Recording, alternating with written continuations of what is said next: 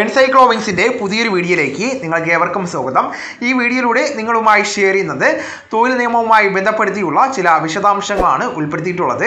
നമ്മുടെ വീഡിയോ ആദ്യമായി കാണുന്ന സുഹൃത്തുക്കളാണെങ്കിൽ ആദ്യമേ തന്നെ ചാനലൊന്ന് സബ്സ്ക്രൈബ് ചെയ്യുക. അപ്പോൾ നമുക്ക് വിശദാംശങ്ങളിലേക്ക് കടക്കാം.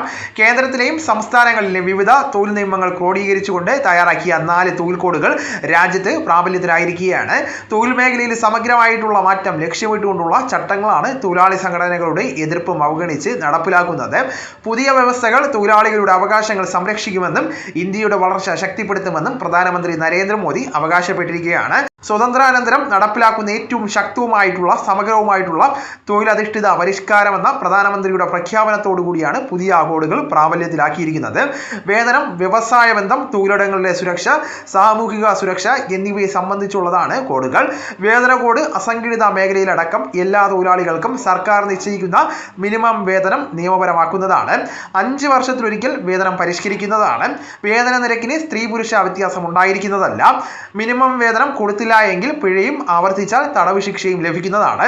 വ്യവസായ ബന്ധ കോഡാണ് സംഘടനകൾ കൂടുതൽ എതിർക്കുന്നത്. കോഡ് പ്രകാരം ആകെ ജീവനക്കാരിൽ കുറഞ്ഞത് 10% അല്ലെങ്കിൽ 100 ജീവനക്കാരോ ഉണ്ടെങ്കിൽ മാത്രമേ യൂണിയൻ അനുവദിക്കുകയുള്ളൂ. തൊഴിലാളികളല്ലാത്തവരായിട്ടുള്ളവർ ഭാരവാഹികളാകുന്നതിന് വിലക്കുണ്ട്. സമരം തുടങ്ങുവാൻ 14 ദിവസം മുമ്പ് നോട്ടീസ് നൽകേണ്ടതാണ്. ലംഘിക്കുന്നവർക്ക് പിഴയും 1 മാസം തടവും തുടങ്ങിയ വ്യവസ്ഥകളുണ്ട്. ഇതിനെ സംഘടനകൾ എതിർക്കുകയാണ്. തൊഴിലിട സുരക്ഷാ കോഡിൽ ആരോഗ്യം, തൊഴിൽ സാഹചര്യം, ജോലി സമയം, വനിതകളുടെ പൂർണ്ണ സുരക്ഷ തൊഴിലുടമ ഉറപ്പാക്കേണ്ടതാണ്. അതോടൊപ്പം തന്നെ സാമൂഹിക സുരക്ഷാ കോഡിൽ ഇൻഷുറൻസ്, പ്രൊവിഡന്റ് ഫണ്ട്, രക്ഷകർത്താക്കൾക്ക് ചികിത്സാ ആനുകൂല്യങ്ങൾ തുടങ്ങിയവയാണ് നിബന്ധനകൾ.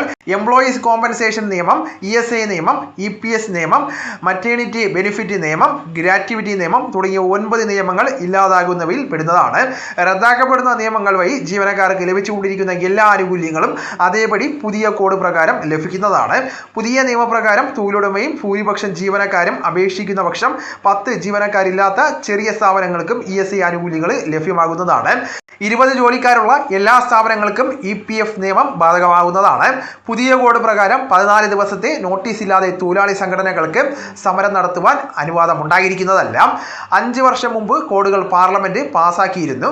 സർക്കാർ വിജ്ഞാപനം ചെയ്തിരുന്നുവെങ്കിലും BSMM അടക്കമുള്ള സംഘടനകൾ പല വ്യവസ്ഥകളും എതിർപ്പ് ഉന്നയിച്ചതോടുകൂടിയാണ് പ്രാബല്യത്തിലാക്കുവാൻ വൈകിയത്. തൊഴിലാളി വിരുദ്ധമെന്ന് ആരോപിച്ച് ട്രേഡ് യൂണിയനുകൾ രാജ്യത്ത് വ്യാപകമായിട്ട് പണിമുടക്കും നടത്തുകയുണ്ടായി. എന്നാൽ 42 കോടിയിലധികം പേരുള്ള അസംഘടിത മേഖലയിൽ ഉൾപ്പെടെ കോഡുകൾ ഗുണം ചെയ്യുമെന്നാണ് സർക്കാരിൻ്റെ അവകാശവാദം. അപ്പോൾ ഈ വിവരം നിങ്ങളുടെ സുഹൃത്തുക്കളിലേക്കും മറ്റ് ഗ്രൂപ്പുകളിലേക്കും കൂടെ ഷെയർ ചെയ്യുക. നമുക്ക് തുടർന്നും വിജ്ഞാനപരമായിട്ടുള്ള മറ്റ് വീഡിയോസും ആനുകാലിക വിവരങ്ങളുമായിട്ട് വീണ്ടും കാണാം. അതുവരെ ഗുഡ് ബൈ.